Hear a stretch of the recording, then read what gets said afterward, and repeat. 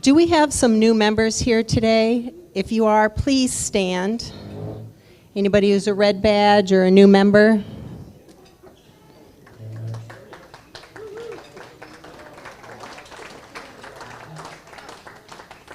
Thank you so much for joining our club. We appreciate you. You're the lifeblood of a club. And now I would like all of the club to rise and just walk around and say hello to everybody.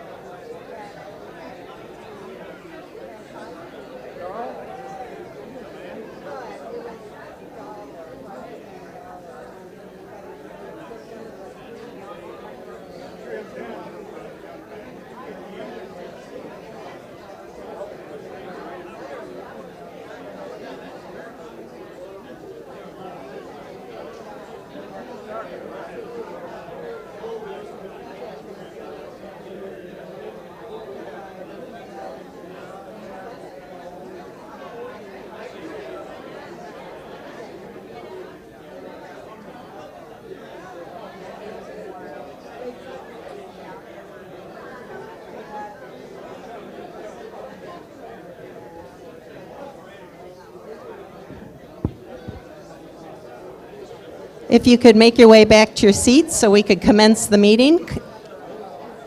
And Cub, if you'll make your way forward.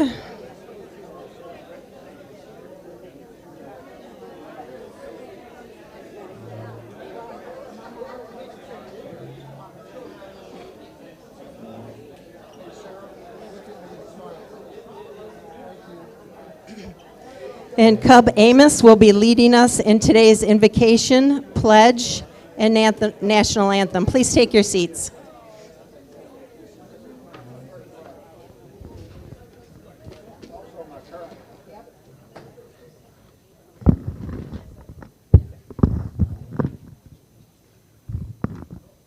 Well, good morning, everyone. Is that on?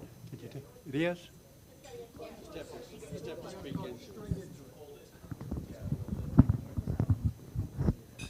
Well, good morning, everyone.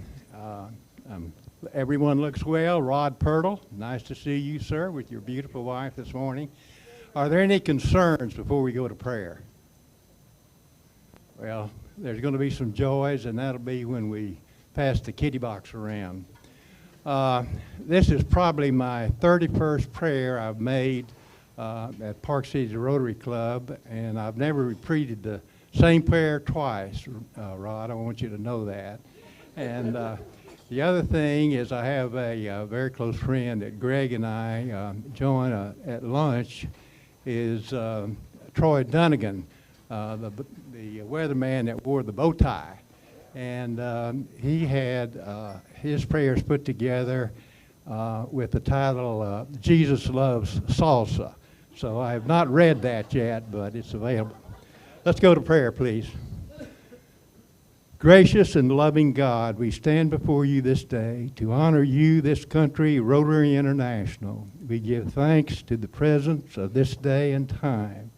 We give thanks for our families, our friends, and share those that have gone before us. The best at meeting any adversarial action we might encounter. Be with the leadership of this great nation and the military that protects us all. Thank you for this day, each other, and remember service above self. Lastly, thank you for the food that is before us and the persons that prepare and serve us each week. And we all said, amen. Thank you. All right. Pledge of allegiance.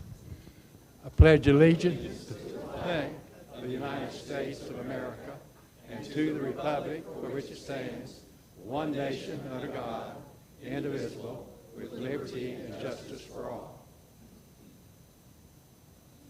Oh, say can you see by the dawn's early light what so proudly we hailed at the twilight's last gleaming, whose broad stripes and bright stars through the perilous fight o'er the rampart we watched were so gallantly streaming, and the rocket's red glare, the bombs bursting in, gave proof through the night that our flag was still there.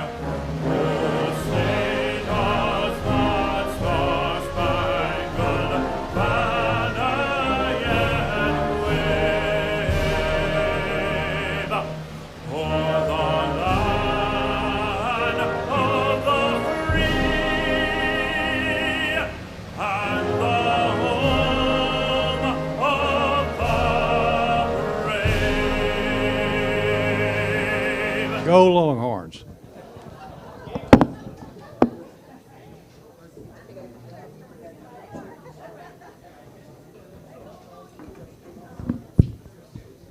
Please be seated.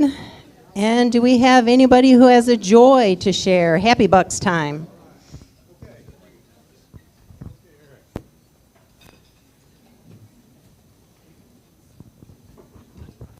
I'm embarrassed to say I haven't been here since, I guess, before Labor Day, but our 15-year-old this summer started lifeguarding at the Gaylord Texan, his first real job, and over Labor Day he saved the life of one of our friends, and it was a grown man, 6'2", and was going down, and Christian flipped up around and brought him back to the boat right in front of our eyes, so it was really amazing. I love to tell the story. So. That's an amazing story.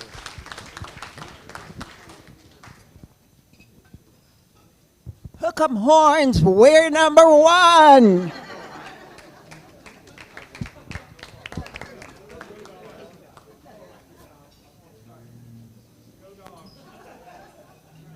So I'm happy to see in the room for the first time in a long time, besides the Pirtles, also Rob Levy sitting down there has not joined us in a long, long time.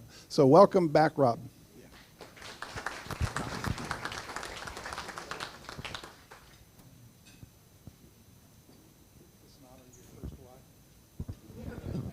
My joy is to be anywhere. I want you to know that I'm 90 years old now, but I'm still 101 years younger than C.C. Colley. It's such a joy to see that this club has become as vibrant with as many new, vibrant members as it has. I was a little disappointed at first. I thought the club would fold after my presidency.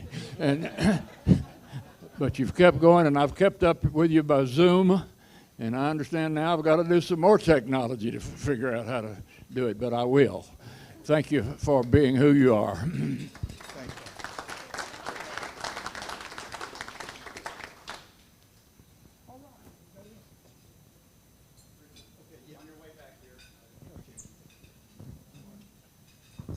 So those of you who have known me for very long know that I'm really involved in scouting. My son's an Eagle Scout, Vigil Honor in the OA, and so I attended a Order of the Arrow event. Those of you that know about scouting know what the Order of the Arrow is.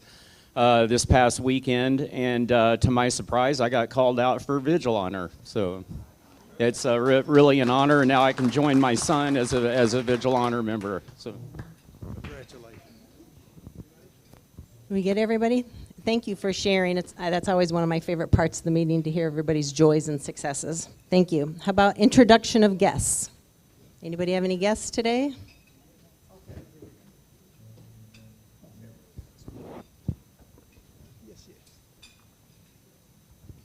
So my guest today is Danielle Spadell, and I'm going to let her tell you what she does. I work in global banking as a software strategist. I design all the kinds of journeys that help you make payments and prevent money laundering in your companies. Here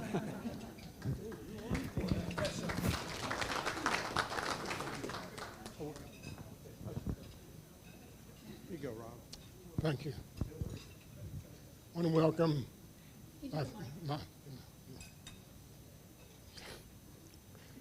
and you wonder why I haven't been here in a long time. This is my friend, driver, cook, and what else? Everything. And caregiver, Walterilla. Good to have you back, Robin.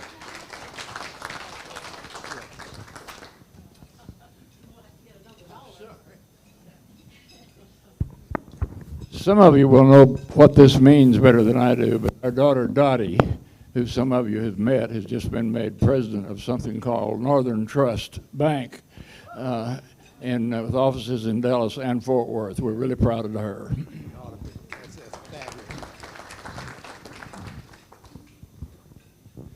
Everyone, please help me welcome Isabel Starkus. We had the interview process today, and she's applying for membership, and we'll have a story out here shortly on her, and brought to us by Siobhan Abraham.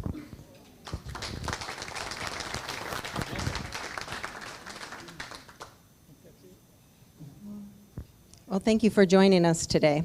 So next, we'll hear from our marketplace advertiser, Mary.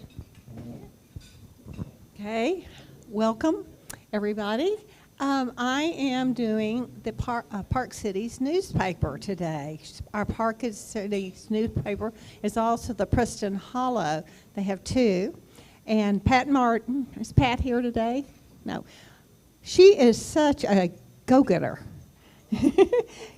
Yes. Oh, hello. Yes, and we have so much to be thankful for good journalism. One of the new things they're doing is adding a sports section. Now, how many of you had kids in high school that you would go to the newspaper, not the Dallas Morning News, but the Park Cities News, the Preston Hollow News, or any of the local newspapers, and your kids would be in there through their sports, and we love seeing that. So thank you for doing that. Also, their advertisers, they have a remarkable record, like 69% it said, of the things that they advertise. It's local, community-wide, and it brings in, if you advertise with them, they definitely have a high rating of receiving new clients from advertising with them. What else would I like to say about them? What?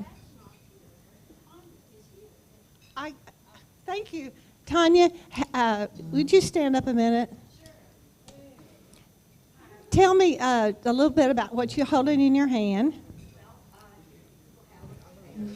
Just a minute. Oh, here you go. We're going to get you at. It's better to Thank have. you so much. Yes. So I was saying on your table is either Park Cities people or Preston Hollow people, and we are one of the top community newspapers in the country. We're considered a unicorn when we have our annual circulation audit. And we're mailed to every home in Park Cities and Preston Hollow. We have a 61,000 readership monthly. We have, you were mentioning, we have a sports section every month that covers all the public and private schools across our area. We also have a great newsletter every Friday that you can subscribe to on our website.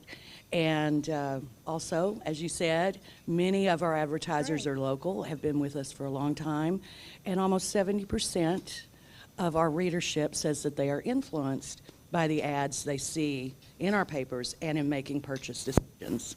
So I'm so glad to be here for Pat, who couldn't make it today. And so thank you all very much. If you have any questions, I'm happy to answer them. Thank you. Thank you. Oh,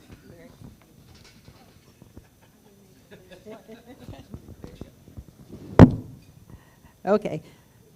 And next we have Philip BANKHEAD. He's going to talk about the successful unveiling of the book vending machine. Thanks, Sarah. I'll do this ad lib so I don't take your agenda like everybody else has this morning. So this is just a quick postscript of the Leadership of Legacy Capstone Project. Past Tuesday, we did the grand opening, the unveiling, the ribbon cutting of the book vending machine that we did we placed at Jack C. Lowe Senior Elementary. Several of the Rotarians are there. We had a nice little ceremony. The school had an ambassadorial program. 11 kids were welcoming us there. The little program gave us an opportunity to thank all the different collaborative partners that we were part of this, including North Texas Food Bank. Tricia, thanks very much for the contributions of books as well as the inserts we put in the books. Just a couple of different things. Financially, it was made possible by Atmos Energy, thanks to Susan Harris, leading that effort, as well as our own foundation. And so I guess here's a pitch to continue to make contributions to our own Rotary Club of Park Cities Foundation. Then also, and lastly, there's going to be other opportunities with this school. They have a very dynamic principal, Crystal Cavett. There's got a lot of different fun projects going on, programs going on with the school. And so stay tuned. She's going to look for other ways that we can get involved with that particular school. Thanks. Thank you, Philip. And now we're going to hear from our Casey Lambert with her membership minute. If you could please join us.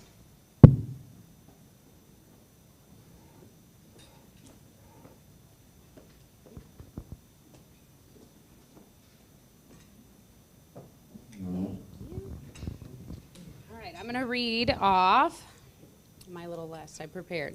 So, as we all know, the strength of Rotary lies in its members. Each of us joined because someone introduced us to this amazing network of service and fellowship.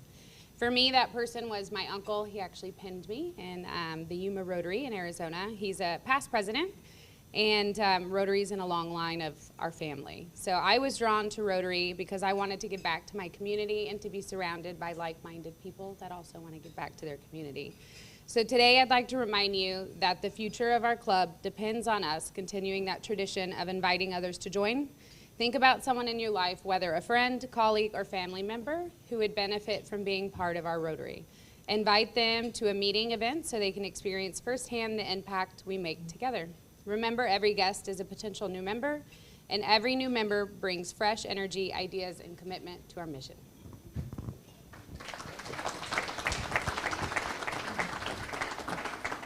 Thank you, Casey, and probably truer words were never spoken. Always remember to invite a guest to our meetings. Kathleen?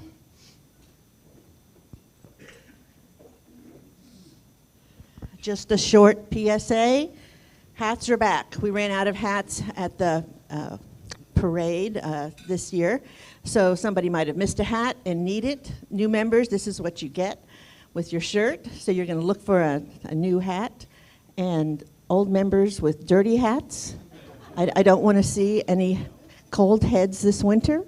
We've got hats. Lori's going to say pay for them online in our store, but we do take cash.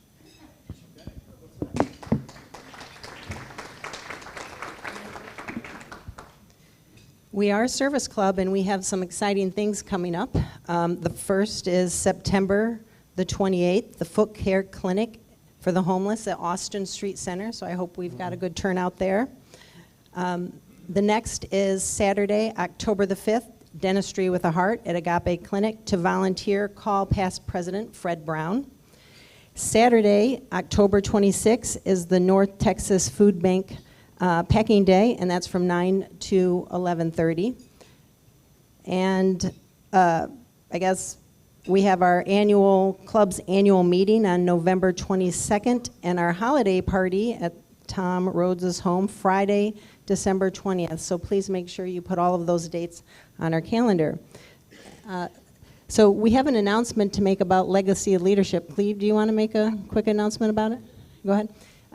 So we had some very good individuals, great representation of our club who wanted to join this year, but unfortunately we didn't get maybe the robust number that we need to have a good team. We want it to be worthwhile for those that participate.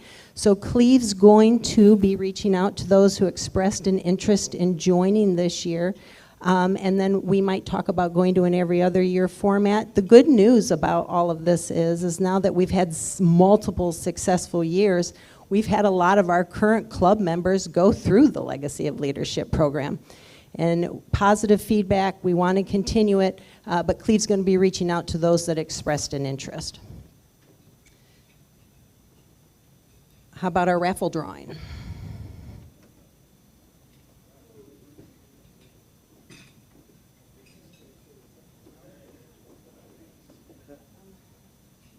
So our current total is 317. And our speaker is standing in the back. So he's going to draw one of our raffle tickets to see who our lucky participant is for the week.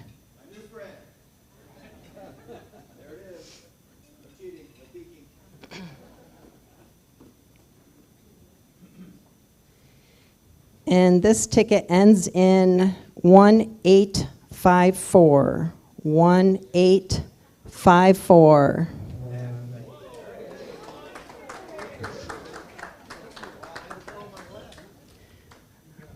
All right, Richard.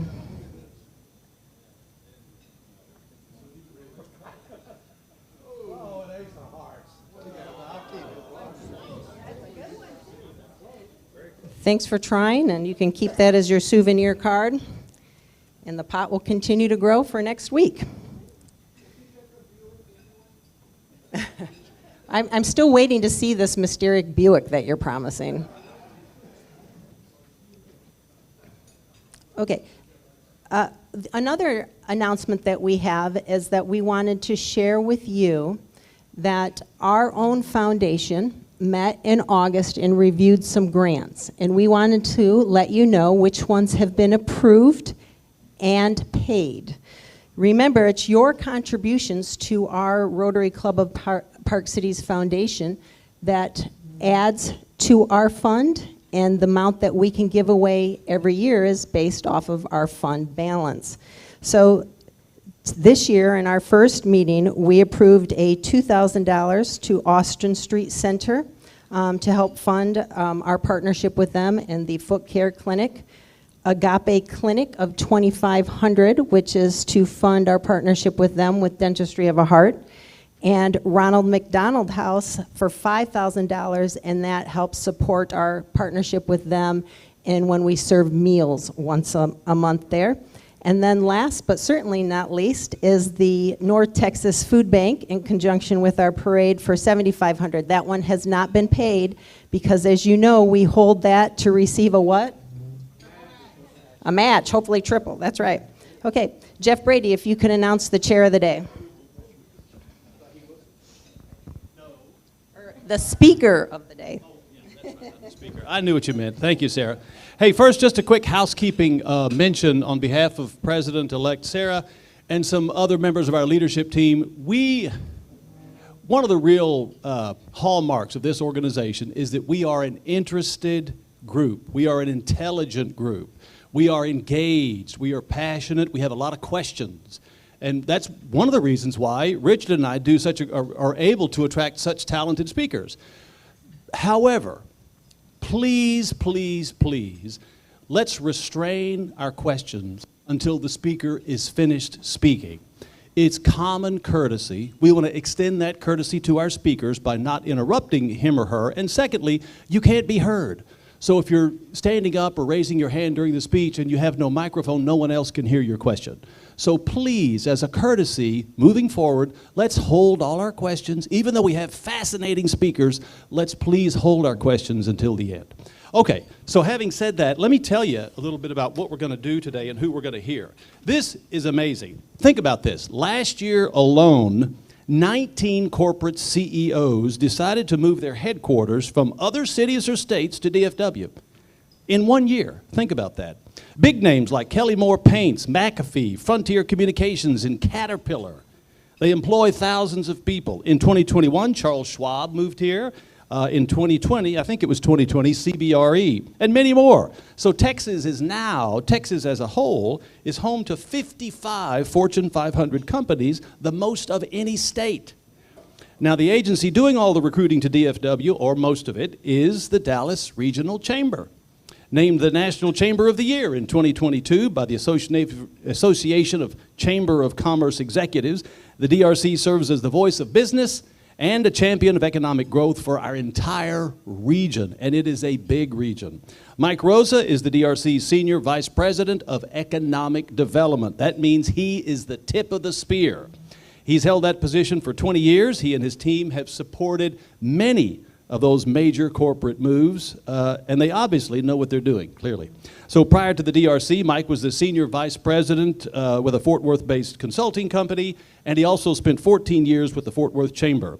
In 2015, he chaired the Texas Economic Development Council, an 800-member statewide organization for people who do what he does, economic developers. He also serves as one of 9 appointees to the state's Incentives Oversight Committee advising the Texas legislature, and they will be busy this year, this session. He's a native of Florida with 2 degrees from Mississippi State, but he's lived here in Texas most of his life, and he clearly knows how to recruit others to join him here. So help me give a warm Rotary welcome to Mike Rosa. Hey, Mike. Thank you. It's better if you hold it. It's better if I hold it? All right, so I've got my clicker right here. Thank you for that introduction. Southern Mississippi, by the way, not Mississippi State. So, oh, you're okay, you're okay, you're okay. Nobody knows about Southern Mississippi. Except if you ever are faced with a trivia question that goes something like this. Name the last football team to beat Bear Bryant in Tuscaloosa. Then you'd win some money if you said the Southern Mississippi Golden Eagles. When I had a full head of hair, they were actually quite relevant. But we never took a peek at number 1 like some burnt orange folks do. So I don't have a dog in the hunt, but I think it's great that Texas is number 1. And I'm never sure around here whether to sick 'em or gig 'em or hook 'em or be mean and green or wear purple or whatever. But it's fantastic, the love of our colleges. You just do all of them. That's right.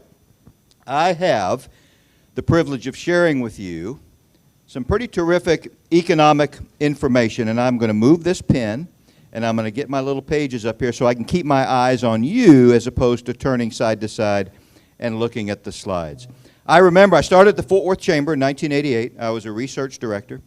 And I remember in 1990, the census was taken, so we were all counted, and the numbers were tabulated. Of course, 30-plus years ago, it took longer for the government to process the numbers. Now I think they push a button and it's done.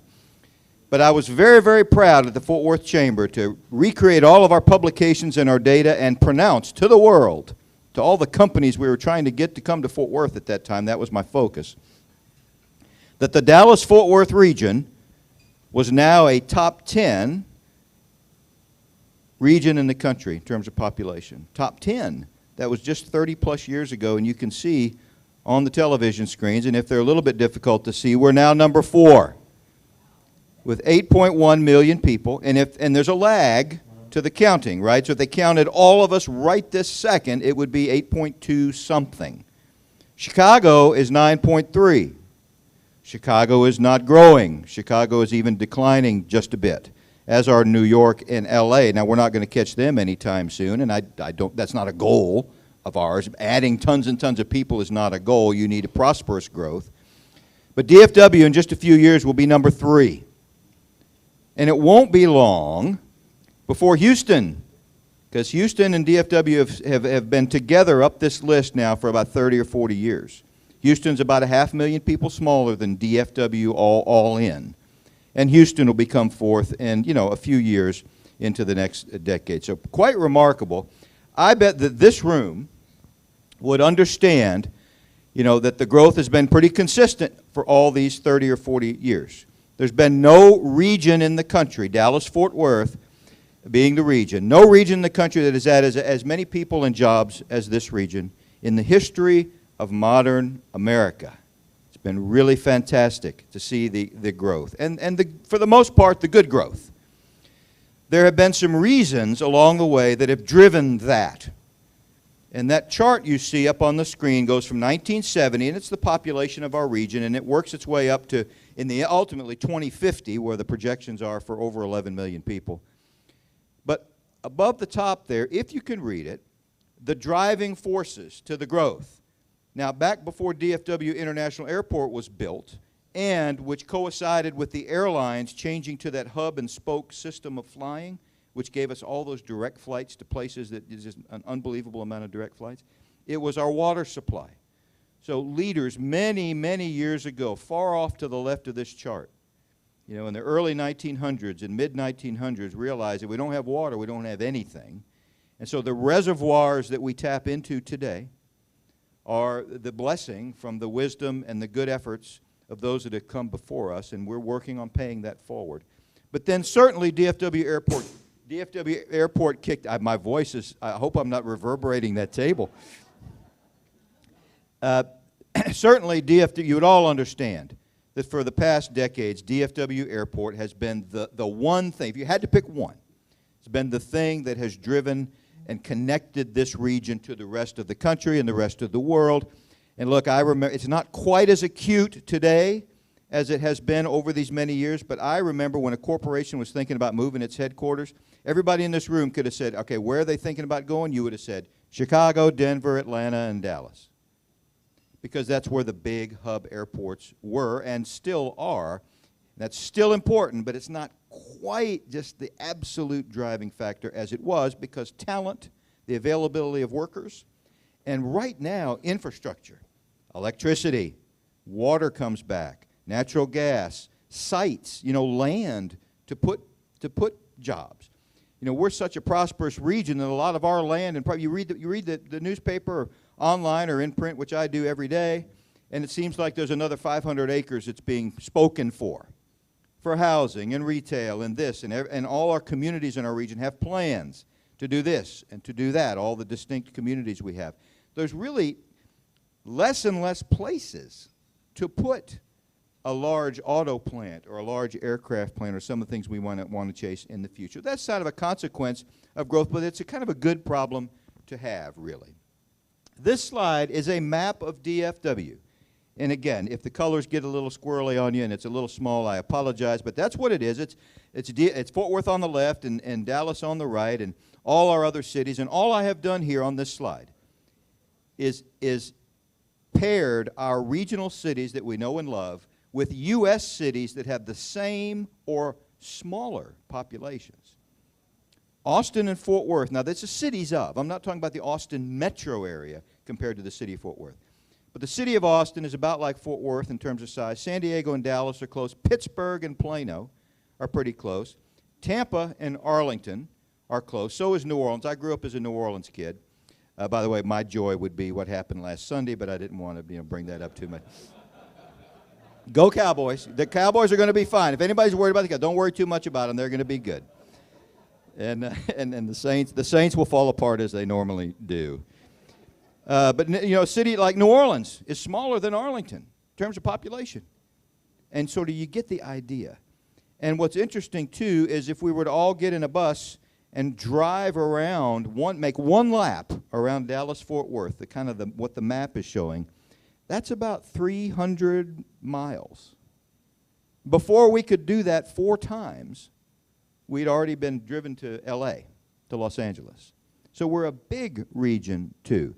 So it requires that, look, our region, 8.1 million people strong, loses its strength if we go to Austin and Fort Worth and Dallas and Plano and Arlington and Mansfield and Rockwall and Denton disagree on all the things we should be pursuing as a region. Transportation funding or federal funding for this or that, or trying to win a World Cup, or trying to recruit Amazon's HQ2 headquarters. There are some things that have to happen in this region cooperatively, And we have in our cage, our region being our cage, we herd cats sometimes, being the cities, but they're big cats. They're lions and tigers and cheetahs and leopards. They're not little kitty cats. And Dallas is, the city of Dallas is not the boss of Arlington or Fort Worth certainly, and vice versa and across the region. So it is a remarkable construct that does require some regional cooperation and getting along when we need to. This map, all the states in blue do not have as many people in them as we have in Dallas-Fort Worth. Okay, there are 38 states that don't have 8.1 million people. There are 22 cities that don't have a city the size of Arlington with 400,000 people. The state of Mississippi, where I grew up, Jackson, Mississippi, might have 150,000 people. It's the largest city in Mississippi. You would have known that.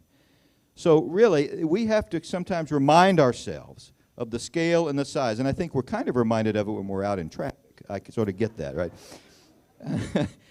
But we do have to sort of marvel sometimes at how this region has grown and what it has become. And since I spent 14 years at the Fort Worth Chamber, I will share with you that Fort Worth would be the largest city in 43 states.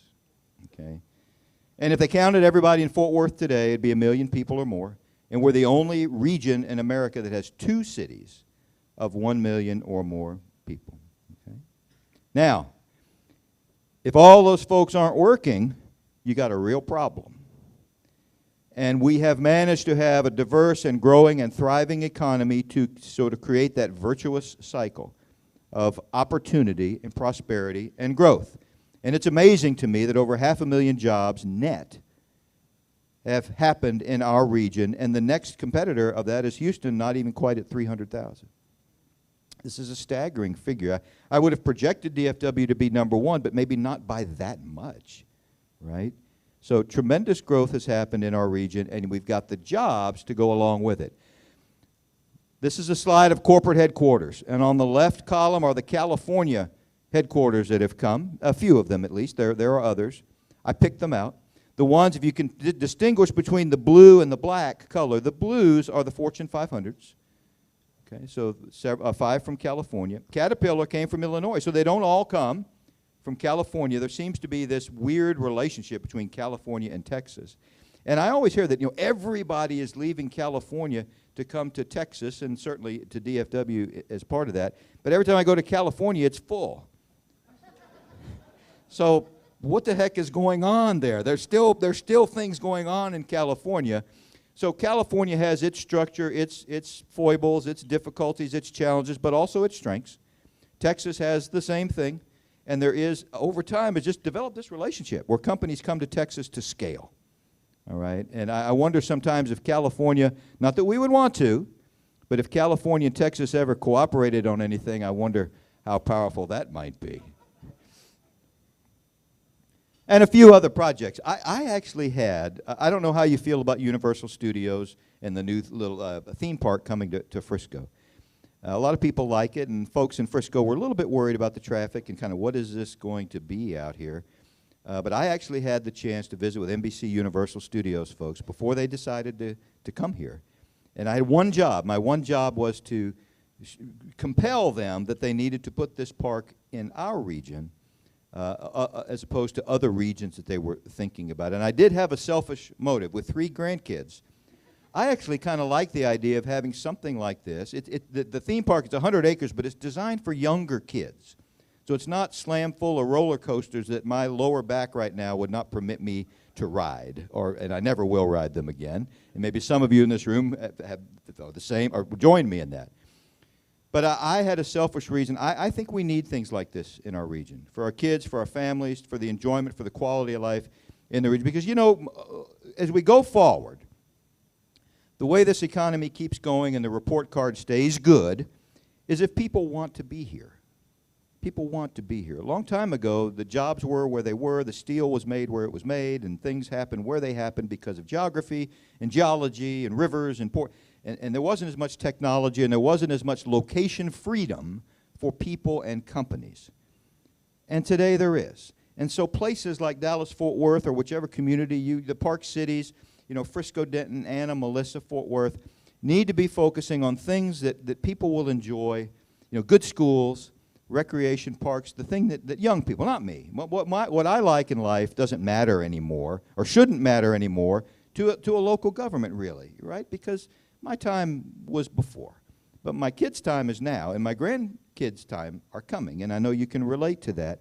So Dallas Fort Worth needs to be a place that can attract folks where they want to be, not where they have to be. So a lot of different kinds of companies we've worked with, a lot of variety. The diversity of our corporate locations is fantastic. It speaks to a healthy, prosperous, diverse economy.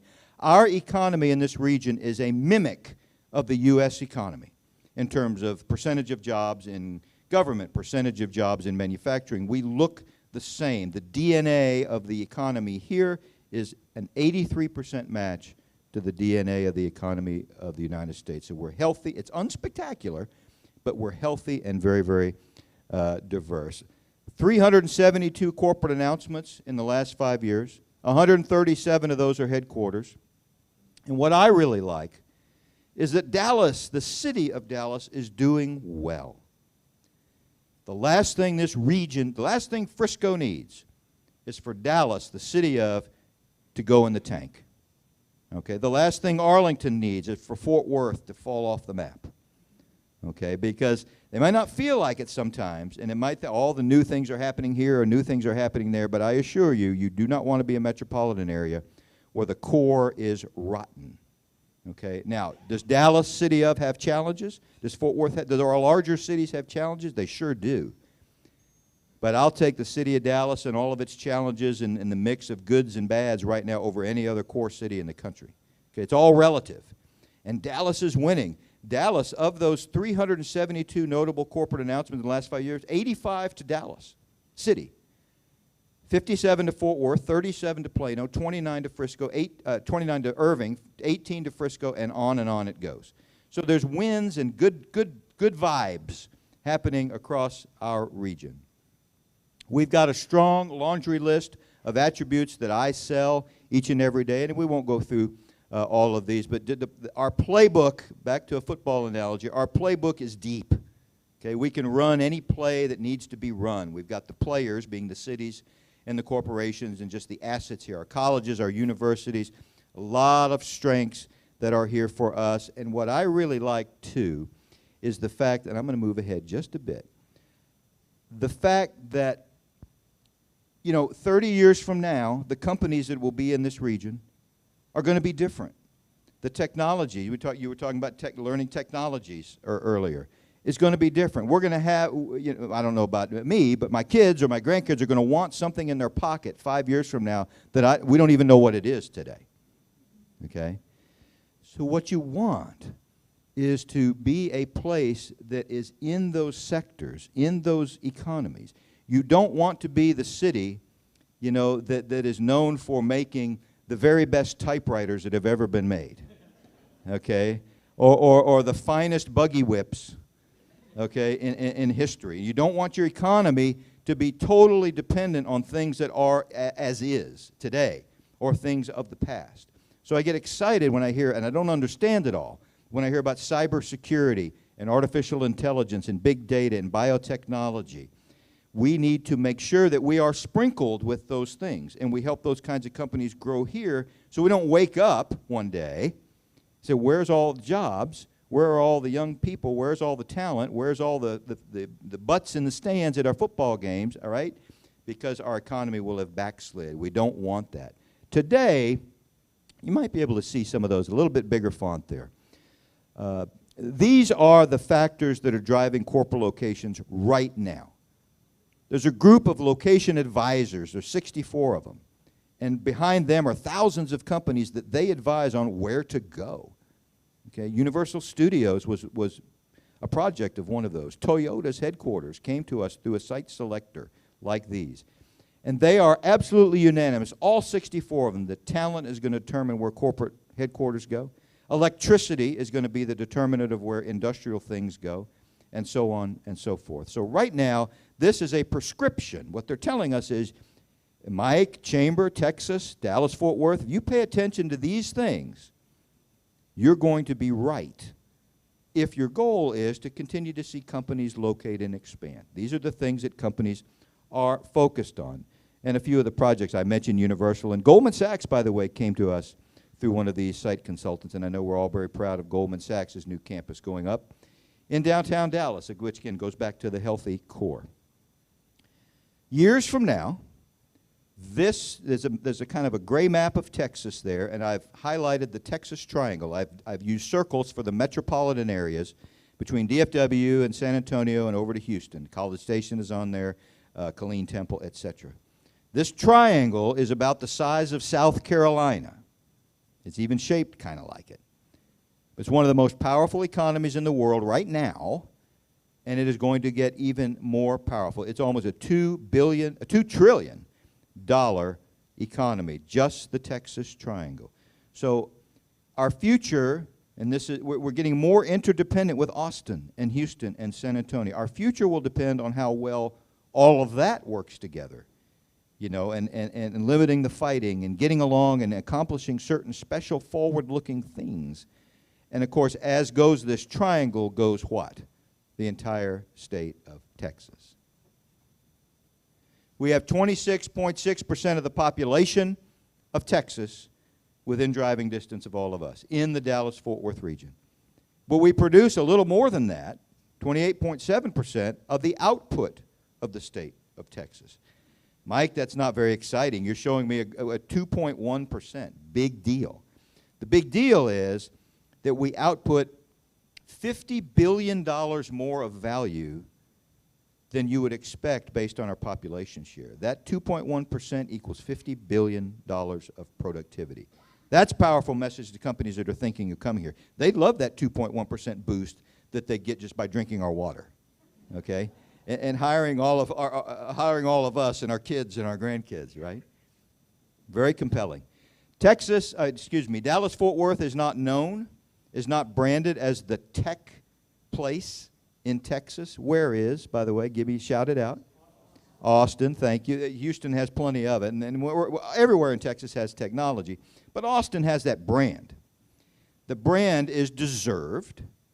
You know, UT is there, and lots of great companies are there, and lots of good tech stuff going on in Austin. Elon Musk did his thing and all of that.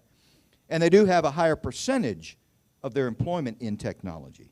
But the base is a lot smaller.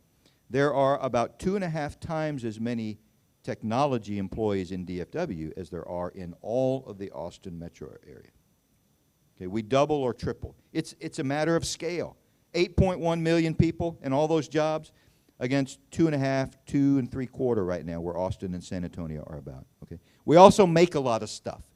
I have a master's degree in economic development from the University of Southern Mississippi, and one of the first things I learned was about any locality, a city, a state, a region, whatever your fence is, that if you're making something and that something leaves your fence, goes out and gets bought by somebody, and dollars come back inside your fence, you've got something going on, okay?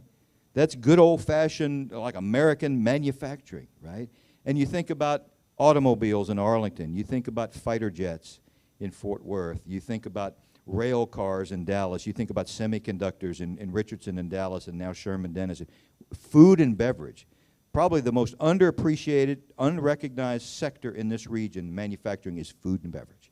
We make a ton of it. So we've got a lot of stuff that's leaving our fence, coming back dressed up like money, which supports the retail and the housing and all. That's why everybody's looking for that 500 acres that they can build some houses on and do all those kinds of things. So we're tremendously diverse, and we've got a very, very strong base. Going forward, these numbers are called location quotients, and all it is the relative share of concentration of employment you have in particular sectors against the national average. If computer equipment manufacturing, the first one on that slide, was a 1.0 for the Dallas side of the region, that means that we've got as many jobs in that sector as would be expected based on our population. If you're a 2.2, that's a big factor. That means you've got 220% of the jobs in that sector that someone walking in off the street would project you to have just based on how big you are. So it's a cluster. So it's the companies that are here and the jobs that are here. So when the next company in that sector is looking for a place to go, they're going to feel real good about the talent base, and again, back to what's in the water, and they're going to want to come. So don't be surprised if the thing you read about tomorrow in the Dallas Morning News, the company coming in, is in business and financial services or information technology or one of these sectors. They're drawn here. And we're going to be truly regional. We're going to look at Fort Worth, so don't be surprised. Transportation equipment manufacturing is the greatest concentration. We have 270%. That the next auto plant or aircraft plant or electric vehicle battery plant, don't be surprised if it goes over in the Fort Worth area. Right? So this is kind of predictive of what's to come. And isn't it nice that we have so many sectors that should have a gravity and feel, you know, wanting to be here based on our strengths. And then the last couple of slides I have. Because I was informed, by the way, that when 1 o'clock hits, what time is it, by the way? 10 till 1. That when 1 o'clock hits, I'm going to be talking to nobody. That's what I got. Here's what's going to happen in terms of growth. Dr. Ray Perryman, so Baylor is Sikkim, right? All right. Dr. Ray Perryman has been punching numbers and cranking out models, economic models, you know, for 40-plus years. There's nobody better because he knows Texas. He knows the bones and the wires and everything in Texas so well, right? Here's what he projects is going to happen in the Fort Worth, Arlington area over the next 5 years. A lot of people, a lot of jobs. We'll increase that regional output that I was talking about earlier. And then the Dallas side of the region, the numbers get a little bit bigger. You know, for the last 35 years I've been here, by and large, it's about a 2-to-1 ratio between sort of the Fort Worth area and the Dallas area in terms of jobs and population. It's not a good or bad thing. It's just, you know, it's just been that kind of a ratio. And that kind of continues here. But a lot of jobs. We put it all together. And this is my last slide. We'll take a couple of questions if we have time. A lot of folks, so a lot more, I know, a lot more traffic. But people going to work. Okay, going to work and having money to spend and invest in our region. But what's interesting here, and you won't pick it up unless I highlight it, Ray Perryman also thinks that DFW's share of the Texas economy is actually going to go up a little bit. And that's hard to do. When you're already kind of the biggest piece of something, and that entire something, the state of Texas, is all growing, when Austin's doing its thing and Houston's doing its thing and on we go, for the number one piece of that to actually increase share is unusual. So our economy is the size of a lion, back to the cats, but with the speed of a cheetah. Go find me another region in the country. Now, you'll find cheetahs and you'll find lions. New York is a lion. Okay, Chicago's a lion. Austin's a cheetah. Okay, but find me one that puts the two together. And that's what we are. And it's our job, the Chamber and others and partners, to kind of, if we want to keep this going, you know, this Texas miracle and our economic growth, it just didn't fall out of a tree. It's not magic. We have to work at it. There was a time, and some of you possibly in this room could remember a time when it wasn't all that great here. And there are things that happened in governorships and other leadership that kind of turned it around and made it possible. So we got to keep it going if we want to, for our kids and our grandkids. All right, that's it. Okay. Those are my figures and my comments. Thank you very much for your attention. Okay, Mike, we've got time for just a couple of questions, and I'm gonna get the first question here. This is all great. Our heads are spinning with all these numbers. It's fascinating. That hand went up way too quick. Here's the thing. Yeah, I'm a little nervous. What we were hoping you'd give us some scoop. What's the big new announcement you're about to make next week about a corporate headquarters coming here? On now. We want to know ahead of time. So tell us. Come on. Come on. No. Yes, there are companies that are looking at coming to Dallas-Fort Worth. I tell you, it's a good thing. I'm glad my mom and dad raised me right, because there have been times when I have had information in my head or in my hands that I say, you know, NBC or Channel 5 would probably give me a cool $500,000 for this right now. But then you can't sleep at night, right? So, no, there are a lot of companies that are looking. We are excited about the manufacturing. Look, one of the things that happens And we all feel it and see it, and on the news each day we're reminded of this, big time. The prosperity, the opportunities, the growth, the prosperity for our region, pretty impressive slope, right? Pick any of those graphs that I showed you. But we all know that everybody is not hooked up to that. So every day that goes by, that those that, for whatever reason, their own devices, misfortune, a combination of things, okay, that don't have access to that and are flat or declining, the disparity gap gets bigger and bigger and bigger. If I were to take you all back to Pearl River County, Mississippi, we would find a whole bunch of equity because nobody has anything, okay? Here, it's different. So with this prosperous slope we have, everything we can do with in our school systems and create as many opportunities for those that don't see them, can't get to them. Maybe it's a single mom, and but for a way to get kids to a daycare center, or but for this or but for that, would be a powerful person in our labor force. Things like that, you know, last mile stuff for people. If we can work on that too, and just be the best we can be, it's never going to be perfect, that will really go a long way to making this a place that people want to be in the future. My question has nothing to do with the substance of what you've talked about. Awesome.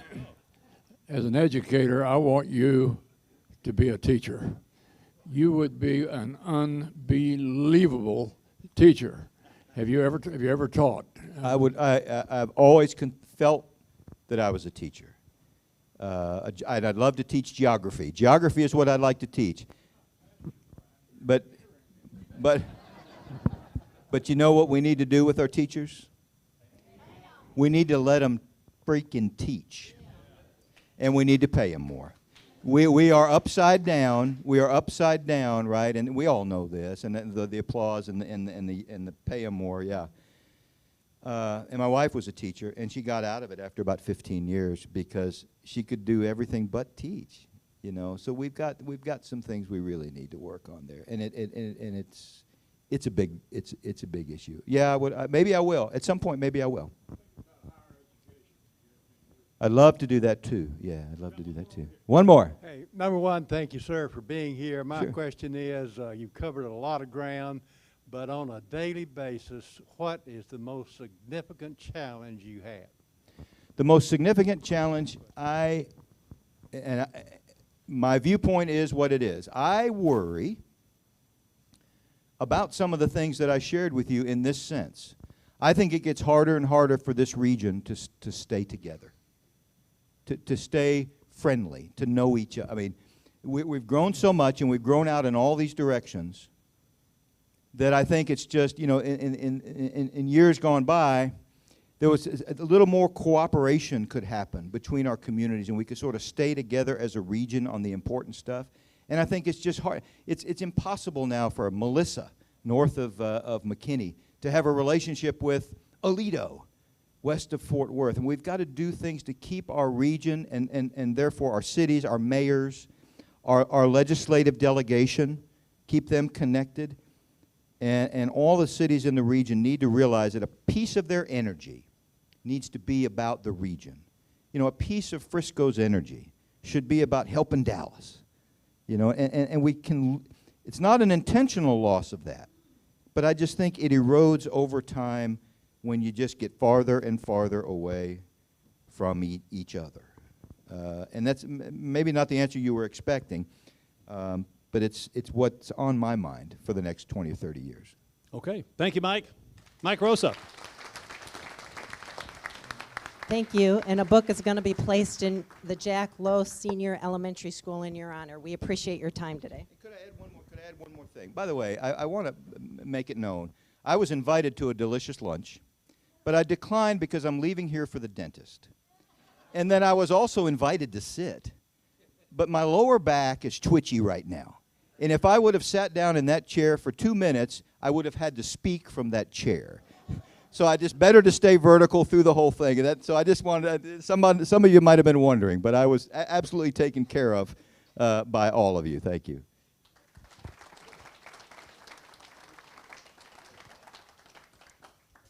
Okay, and we have Mark Kasher leading us in the four-way test next. Next Friday is Thomas Muir. The talk will be the Wild, Wild East.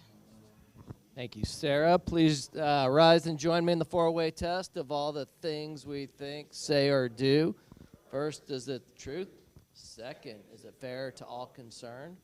Third, will it build goodwill and better friendships? And fourth, will it be beneficial to all concerned? All right. Thank you, everyone. Have a great weekend.